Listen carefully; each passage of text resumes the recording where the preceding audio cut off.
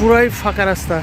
আজকে নির্বাচনের আগের দিন ঢাকা শহরে গাড়ি, প্রাইভেট কার খুবই কম, কিছু চোখে পড়ছে। এরকম একটা ঢাকা আমরা চাই, যে ঢাকা শহরের গাড়ির কোনো কোলাহল থাকবে না, শুধুমাত্র যাদের প্রয়োজন তারাই শুধু গাড়ি ব্যবহার করবে। রাস্তাঘাট, শব্দ দূষণ কোনো কিছু আমাদেরকে বিরক্ত করবে না। এত সুন্দর লাগতেছে আজকে, মনে হচ্ছে ঈদের দিন। দেখেন কত সুন্দর, পরিষ্কার চকচকে ঢাকা, কোনো কোলাহল নাই। এটা আজকে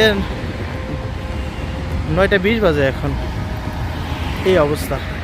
অথচ এই রাস্তায় 2 মিনিট পর পর জ্যাম লেগে থাকতো, গাড়ি নড়তো না। গাড়ি কত স্পিডে যাচ্ছে, মনে হয় আমরা বাইরের কোনো একটা দেশে আছি। দেখেন কি সুন্দর রাস্তা, কানাডা অথবা অন্য কোনো একটা ভিআইপি এলাকায় আছি। ভালো লাগছে, খুবই চমৎকার।